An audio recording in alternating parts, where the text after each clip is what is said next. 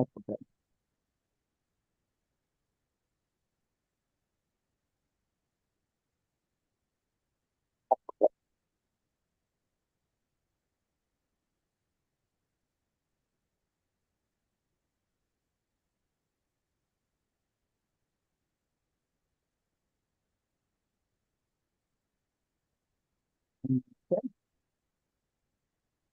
Good.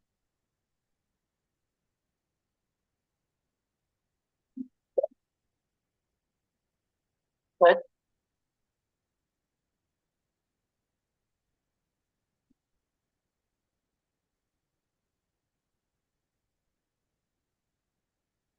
Um,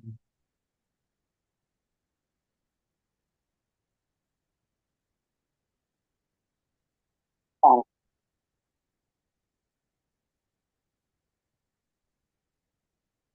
Whenever you're ready, Victoria. Good morning, good afternoon, good evening, wherever you find yourself on our beautiful planet. My name is Victoria McMahon, and I'm part of the CreateAWorld collaboration team. Along with me today is Janice Carnetti, also a deep collaborator with us. And we're here in conversation to explore how we do create the world that we live in. Well, what that means for us, what it looks like, how it feels, and how we imagine a new reality that is on behalf of all, on behalf of moving into the next greater wholeness of who we each are individually and collectively. And as we're living in times that are about what's going out of existence and what we're bringing into existence new and different, and what we can't even imagine is coming forward. That's all part of the CreateAWorld process that we explore and invite you to come into conversation and explore with us. We do have a chat that you can join us and share your thoughts and your inspirations that help guide all of us on how we are with one another in this time of deep change, of rapid movement. It's like every day it feels like 25 new things have occurred. And that's not just in our own individual worlds, that's in the collective world. There's so much upon us that it's it's the conversations we're having here about what it means to navigate everything that's occurring simultaneously, and what it is to mitigate that which goes against life. Because Janice and I have been in conversation earlier in the week about how do we how do we be in a life that is enhancing to ourselves and others, and what does that look like? And the conversation came about through, it's what we value, it's how we value ourselves and each other, and are those values in alignment with our daily living and our experience of being in ourselves and with one another. And I know, Janice, one of the big ways in which you talked about it was valuing being seen and heard through the emotional realm, and how to bring that forward. So I wonder if we just kind of kick it off there and share a little bit about what that means for you and how that comes forward in your value. You know, one of the roles that I think emotion plays in our life is guiding us to when we are in our values and when we are not in our values, or when we find ourselves in a situation where our values seem to be at cross purposes with Mhm. um I I spent 35 years in the public school system, and I started when I was just a whippersnapper. I mean, I was 22 years old. I was just out of college. Um, I was teaching kids who were seniors in high school, so they were only 4 years younger than me. Um, whereas many of the people that I was working with were my parents' age and older. Um, but I quickly encountered a lot of things in the public school system that definitely felt like cross purposes with my value. Um, and I would have a physical response, you know, my body would respond, but I would also experience anger over injustice. Um, and yet I was again, I was just a little new baby teacher. I was just figuring out the system and how to navigate in the system. Um, and I would also experience moments of um, joy when I, you know, felt like I really connected with a student or help them step into who they were. Um, I would experience compassion when I discovered the lives that some of my students were living. I mean, I'd grown up middle class kid in a middle class environment. I'd never previously been exposed really to the impacts of poverty.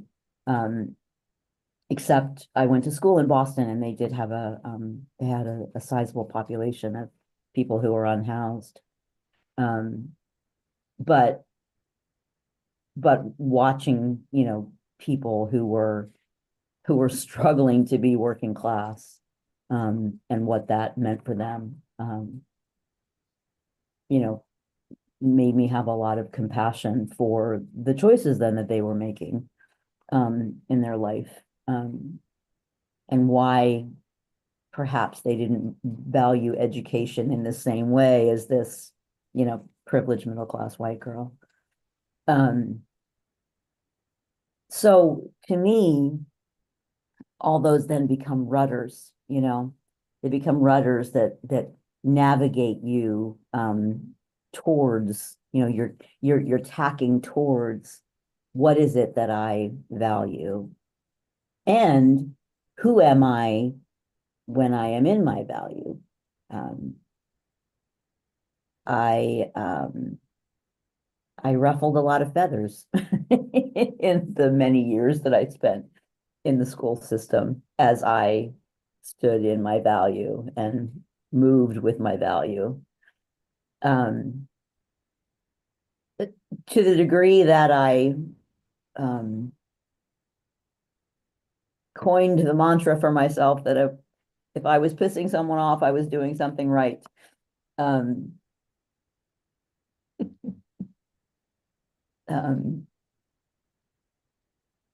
because really, I wasn't. It wasn't necessarily that I was that because I found that when I was pissing off a person, what I was really doing was pissing off a system that, you know, that which was not, that I was pissing off a life defeating system.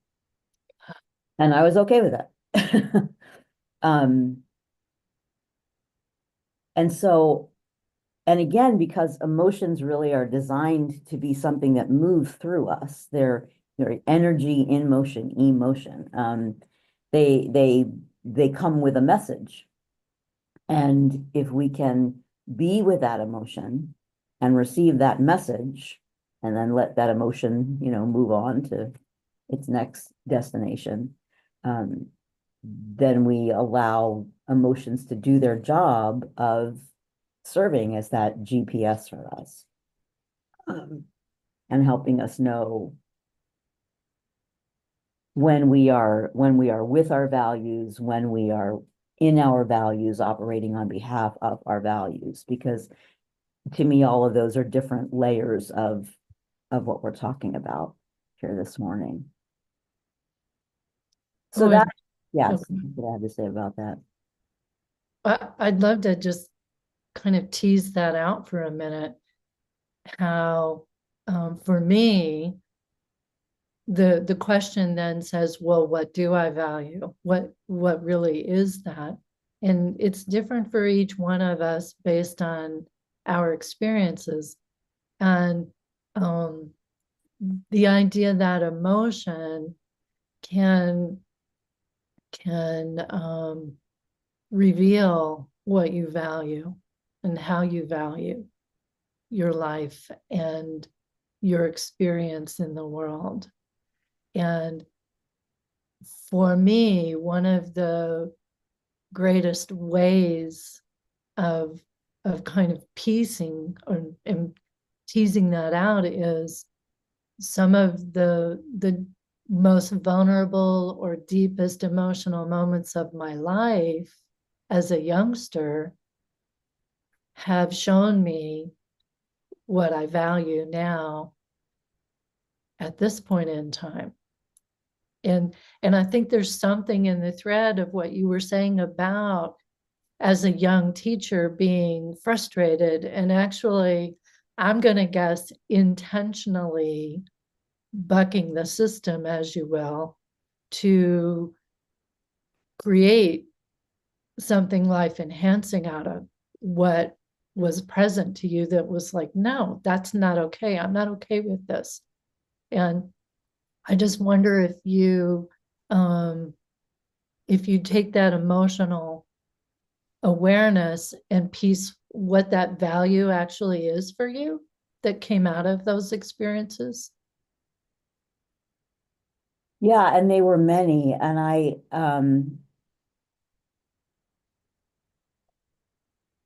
one of them, and I'm trying to figure out the right word to capture the value. But I think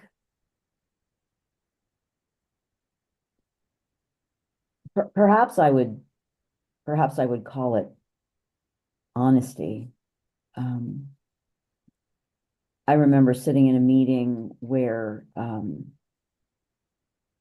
so one of one of the things that happened to me early on in my teaching career was that I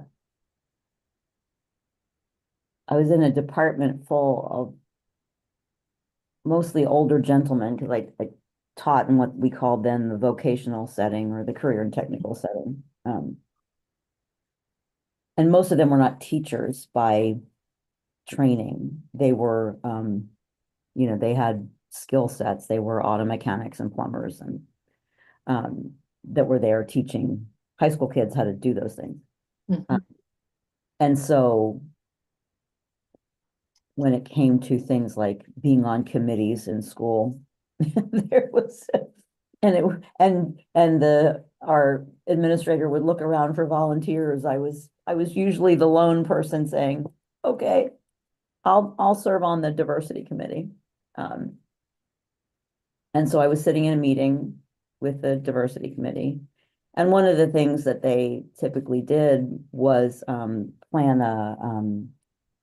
uh, like a festival, usually like in February or something. And it would be, where they would have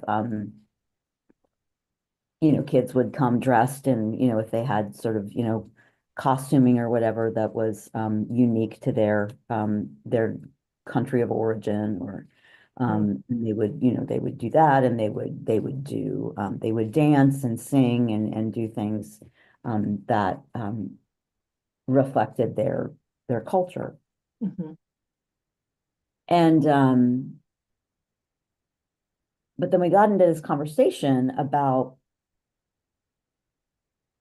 how the goal of that was to help students learn to embrace diversity as a good thing rather than, sort of fear it like we see a lot of happening right now. Um, and as much as I loved the festival that they did, I said to them, the thing is, in order for you to really be able to appreciate what somebody else brings to the table, you have to be able to appreciate what you bring to the table. So if you're really trying to affect students' openness to the other, you have to get them secure in themselves. And that we're not going to achieve that with this multicultural festival. And as you can imagine, that went over rather like a lead balloon. Because, but for me, it was important to speak to the reality that I saw happening in classrooms every day, and where I saw, on average, students were, and of course, the teenage years can be tumultuous for kids. But to me, that's, I think one of the things that can happen in large systems is we get into that, well, this is the way that we've always done it thing. And this is the way that we've always done it. This is all we can do. We can't really tackle the problem, so we're just going to sort of put a Band-Aid on it. And for me, the value that revealed itself through that and many other similar circumstances was being honest about what was really at the heart of what was going on. Because I felt that until we could name what was really going on, then how could we begin to address it? Yeah, so what I hear in that is that within the system and the culture, there wasn't this capacity not only for naming what was happening in the system, but there wasn't a capacity or an awareness that personal awareness creates openness, honesty. So I'm like hearing 3 or 4 different ways that the values were, as you were saying, I keep pulling the word cross-haired and cross-purposed. Yeah. That they weren't really coming together in a cohesive way in order to lay a foundation for the more that you imagined was possible. And I mean, how many ways have we all probably experienced that in our lives? And what are the feelings when the system that we find ourselves in is operating under that principle, those principles that it doesn't create cohesion? And I'm thinking about like, what do we do with that? What do we do with this knowing that you've named right here now? In these moments in our lives, that they were definitely a part of the foundation of you creating your value system and morphing it in those moments. And how do I work with this? And I think about the different ways I've operated through my lifetime of in these systems that I never thought I fit into the system to begin with. And so I was kind of like, okay, how do I navigate a system that I just don't operate in that world? Excuse me. And I think one of the values that came out of that listening for me, and the frustration or disappointment emotions that would rise, is this sense of there's some way in which I've always known, regardless of whether the system is functional or not, optimal or not, everything's connected to everything else. That has been a guiding principle and value for me, that even though it doesn't appear that way, I know it is that way. Um, and I've noticed how in the recent months, in conversation with others, I'm really holding a torch for that, if you will. That even though it may appear that everything's disjointed, there's an underlying web of connectedness, regardless of what you see. And I think that's it comes out in so many different conversations with different people. And one of the ways in which we formulated today's discussion was the path revealed.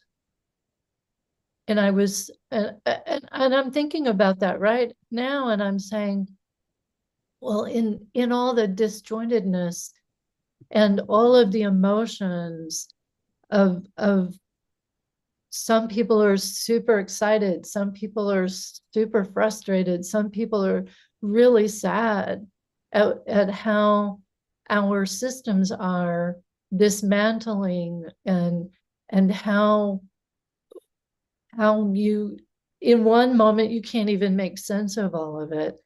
And how do we hold steady in ourselves emotionally? How do we have resilience? And I think about you as that young teacher, and what you stayed true to was yourself. And you kind of like intentionally said, no, there's other options here. And it's just, I'm really kind of just listening to that. I don't know, what pops up for you. I think a big piece of it for me has always been trust. Um, Trusting, and I didn't have this language then, but what I would say now is trusting that I am operating on behalf of. That not only am I operating on behalf of my values, but I'm operating on behalf of life, not just for myself, but for all of us, because we absolutely are all connected. The water that's in my body has also been inside of a tree or a river, and other living things. I mean, we're literally connected. um, but trusting that that when I'm thinking about, Tantra will often talk about the way the Irish express their emotions, right? When I have sadness upon me, when I have that fire in my belly upon me, um, it's for a reason. And so if I can trust that, and to me that trust involves a willingness to put aside the worry of outcome, then I can then I can be in and operate from my values in any given moment. And trust being part of your value system, in an integral part. And the other, what I heard in what you were saying, and I hold the same value of growth, personal awareness, growth, transformation, those kinds of that we as humans are moving towards our next greater whole as a principle, and that we value those ways of being that help us move with our emotions and move towards gaining greater awareness of who we are, not only as human experience, but in a spiritual way, that we know we're more than what we think we are. And it just seems like that's like a really core place for me in my value system, that we're all in self-growth process, whether we realize it or not. Our experiences are taking us there, whether we like them or not. And they're giving us the emotional avenue, if you will, to claim that greater nature. And so I know that that's one of the ways my value is life enhancing. And I know we talked about that. How do we know what we value, whether it's life enhancing or life defeating? And when we look at, well, when I look at experiences that I've had in my lifetime, I grew up kind of on the edge of not having enough in a caste system that is loosely, it was loosely held back then. It's more prominent now as a caste system that our culture is creating. And knowing and seeing the differences in my family system versus other family systems, it was obvious to me that I could operate in a system that was not on behalf of that operated in not enough, and or I could value that we all are potentially driven for the greatness of who we are and the expression of that. And while it looks different, the value of it makes a difference to the whole moving forward. So yeah, I might have been one of those kids that you had compassion for, right? And at the same time, I'm very clear that growing up in a system and being white had its privileges simultaneously. So there was a crosshairs of both systems. And I can remember when my mother-in-law discovered that before I had married her son, that I had been part of the welfare system, and that I had taken a system that was available to me so that I could finish my education and become a teacher. and that it was a system at that moment in my life that was on behalf of supporting my personal and professional growth to stand in who I am and all my potential and be self-reliant once again, while I was a single mom. So I think there's just so much more depth to, it's not a black or a white kind of thing, how the systems that may appear life defeating also have potential for life enhancing aspects. And so it can be challenging for us to to see what's going out of existence now in our government systems that I've used, and how they're being broken down. And is there some way in which something life enhancing will get revealed? And so I'm kind of in a curiosity about that right now. And it may be at crosshairs with some people who just find it devastating. And I totally appreciate that.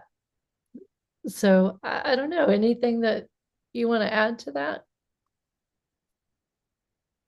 Well, yeah, and I would say that one of the opportunities before us as we watch things dismantle and as we experience the emotions that we experience watching things dismantle is to recognize that is pointing us to our value system, that how we feel about what we see happening points us to what we value. I've worked with a lot of kids over the years whose only reliable meal of the day was the one they got at school. And one of my values is that we take care of each other. And that in a country as wealthy as ours, we shouldn't have anybody going hungry. Now, does that mean the way that we're currently addressing those issues is the best way? No, I certainly wouldn't say that. But when I think about children not getting that meal, when I think about the folks that get fed through Meals on Wheels not getting that meal, yeah, I'm not I am not okay with that. And so it reveals the value to me that we take care of each other. Yeah. So I think I hope I choose to believe, because I couldn't get out of bed in the morning otherwise, that part of what's happening in the United States right now uh is creating a conversation about what we really do value as a nation. And to me, that's why, because another one of my values is voice, that we can use our voice. I feel like it's really upon each of us right now to think about our values and who we be and how that relates to then the nation that we want to live in, and being willing to speak to what we value, because I honestly believe that if we could just get it all out there on the table, then we could begin to find the common ground again from which to build a more life enhancing system. And that's it brings me back to your value of honesty.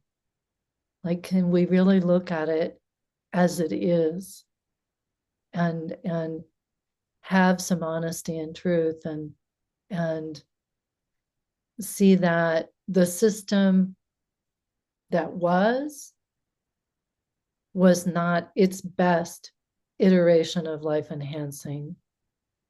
And we don't know what's getting created yet. We're in the middle of this shift, and I think what's coming to my mind is we're in such a place of, how do you know what's life enhancing? How do you then choose and stand in your sovereign being for what's life enhancing, when, like what you did early on, you might ruffle some feathers, get in the crosshairs of things, and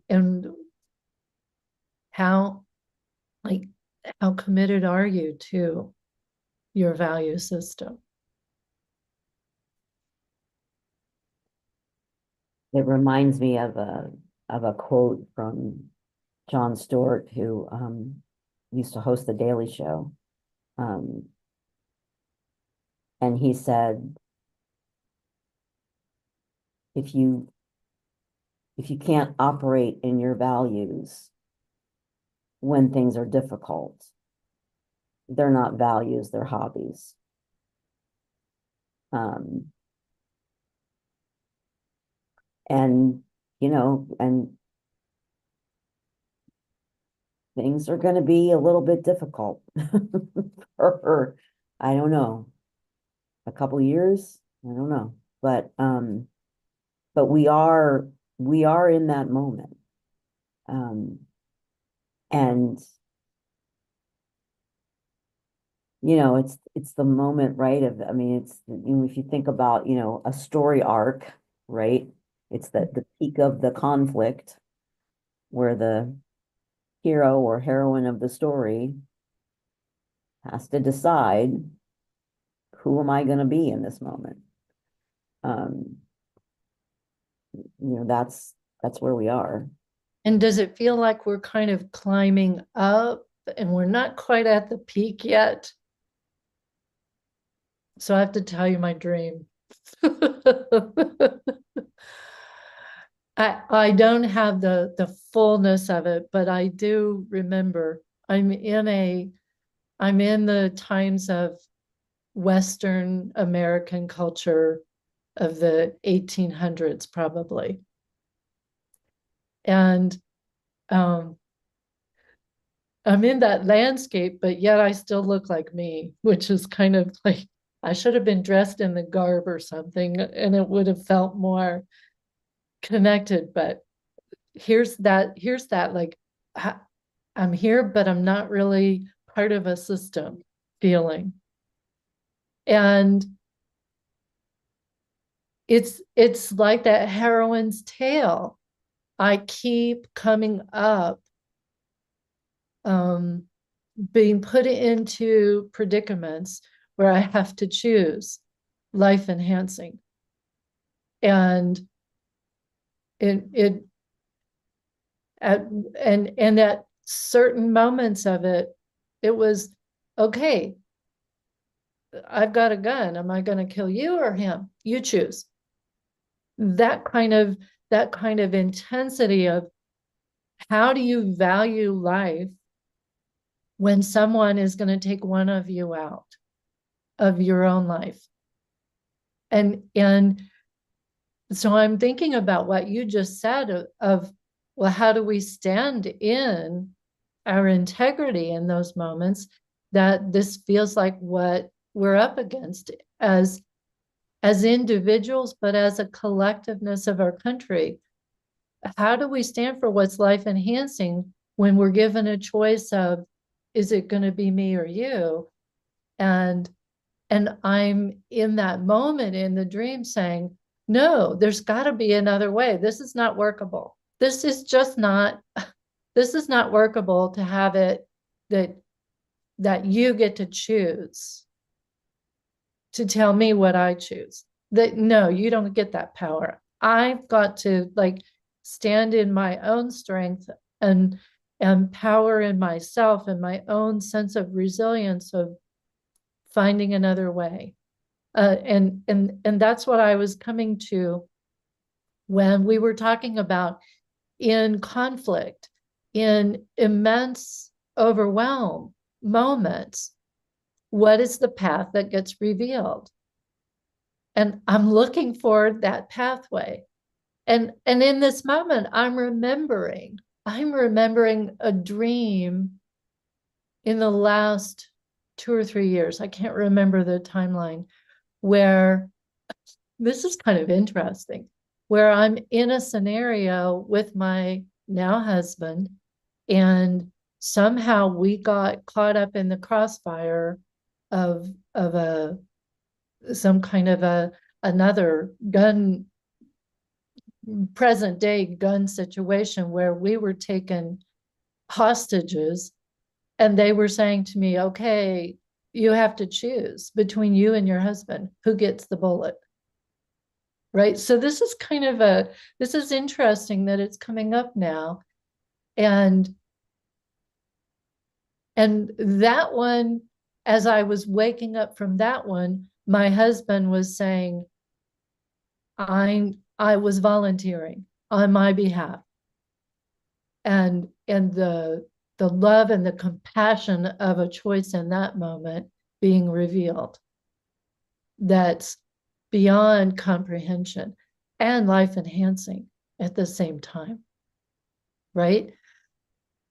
So there's some kind of the emotional message. I mean, I can feel the emotion of both of these two dreams informing how do we take these messages and in and let them guide us in the value of what's life enhancing for us, and the values that support that life enhancing path to be revealed. So there, oh, it's a lot. It is a lot. And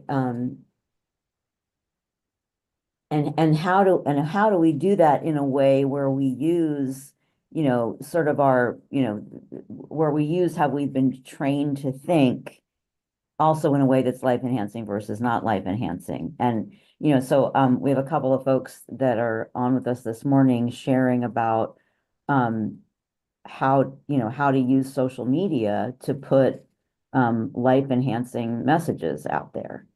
You know, this is what I know, this is what I value. And because on one hand, there's part of us that wants to say, what difference is that going to make?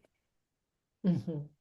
And yet it social media is a neutral energy that can be used for that which is life enhancing or that which is life defeating.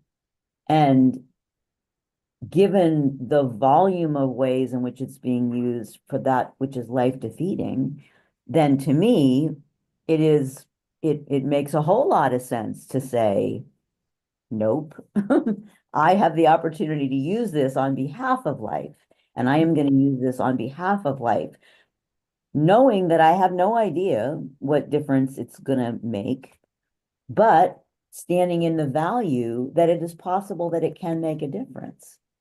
Um, and and so again, allowing ourselves to really be guided by what we value, regardless of whether it fits into one of the, the I'm thinking about that child's toy where you have the different shapes that you have to put in the right spot, right? That square peg in a round hole, not worrying about, whether it's the right shape. No, moving with what we feel called to move with, and trusting that if we feel called to do something as seemingly simple as putting out, a positive message on Facebook every day, who knows? Who knows whose lap it's going to land in that needed to hear that exact thing at that exact moment, right? Um, and allowing ourselves to really move with the potential for the power of that. Tell me that quote from John Stewart again, because it's popping back up. And I'll have to look it up and add it to the chat officially, but it's something along the lines of, if you don't operate from your values when they're challenged in challenging times, they're not values, they're hobbies. Yeah. And I'm thinking as you said that, and how do we choose to put life enhancing um, shares into the world in whatever form, social media, with our neighbors, to ourselves for that matter. um, that it's, are you committed? Are you committed to bringing life enhancing reality, creating the world of life enhancing? Are you really committed to that? Did you come here for that? And yeah, it's like, um And how do we hold each other in that, in the face up? And that old Irish saying, up with this I will not put. Is that really true for us? Will we really do what is ours to do from that place in ourselves? What's it going to take for, like, I look at what's happening and I'm like, what's it going to take for humanity to wake up? And that's some days that's what it feels like. And so I'm like, so when I'm waking up from the dream, I'm going, that's not okay. And there are some dreams that and some experiences in life that are going to feel horrific, that are feeling horrific for some already. And I keep coming back to you as the fertile voice of, we need to hear, hold in compassion these voices that, and maybe some of us are here to stand on behalf of the voices that are not getting heard, and share that, so that we all pay attention to what's being revealed and not being revealed at the same time. Yeah, it's kind of a heavy topic. But I think that that's what makes it all that more important. Because we have in the culture of the United States anyway, I feel like we have been trained to hold the belief that if we are happy, then we're right with God. And if we're not, we're not. And if we're doing well, then we're doing what we're supposed to do. And if no, we're not doing well, we're somehow, failing to do what we're supposed to do. And all of it's hogwash, right? I mean, the human condition is incredibly complex. We have this incredible span of emotions from just this black hole of despair to absolute elation, right? Why do we have all of those emotions if we're not designed to experience all those emotions? Again, recognizing that emotions are designed to be temporary. They're not meant to become a permanent state. That's why the Irish describe it the way they describe it. It's upon me rather than I am. I think that language distinction is really, really crucial and brilliant and life enhancing. But And we're more than the emotions. We have a capacity that holds and moves with and through emotion. And we have this immensity that witnesses them for ourselves and with each other, if we're really honest and willing to go there and be vulnerable with each other, that's part of the experience of being human, is to have this whole range rather than only try and strive for, if you will, this happiness and stay just there. And if it's not there, then it's not okay. That we've got to find a way to let ourselves immerse in the whole experience, and then life enhancement comes out of all of it.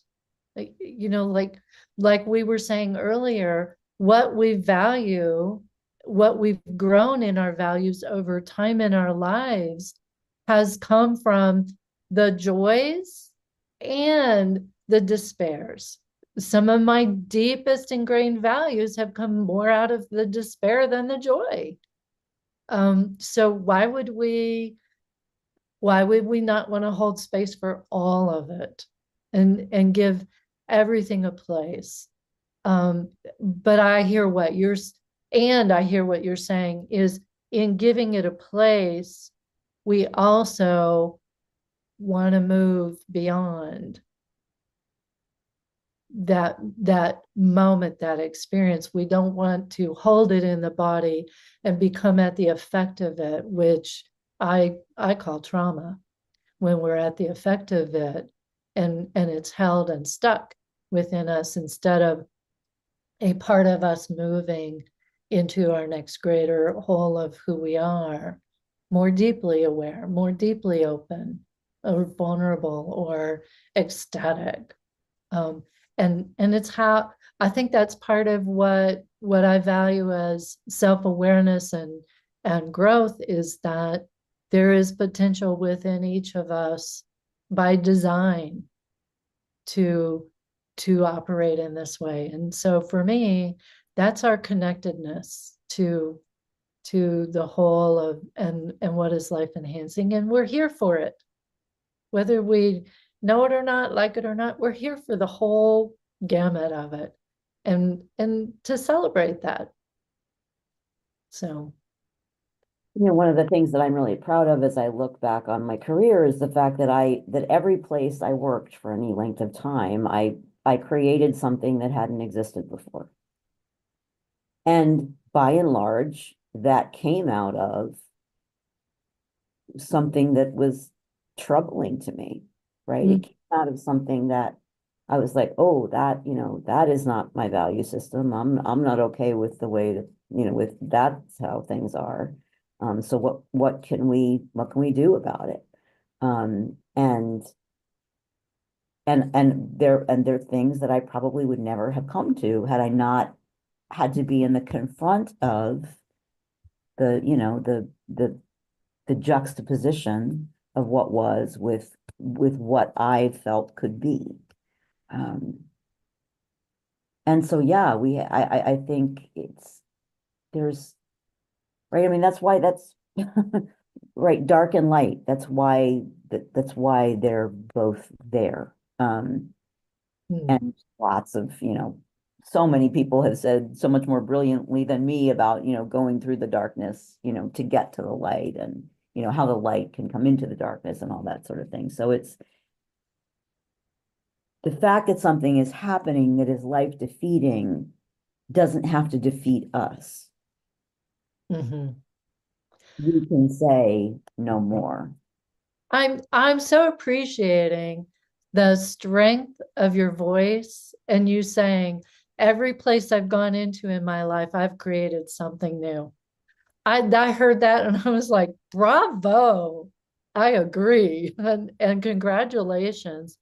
That I think sometimes we forget to realize, just by being who we are in any situation, the potential to create something new, it's the fertile ground, it's the fertile voice, like you use,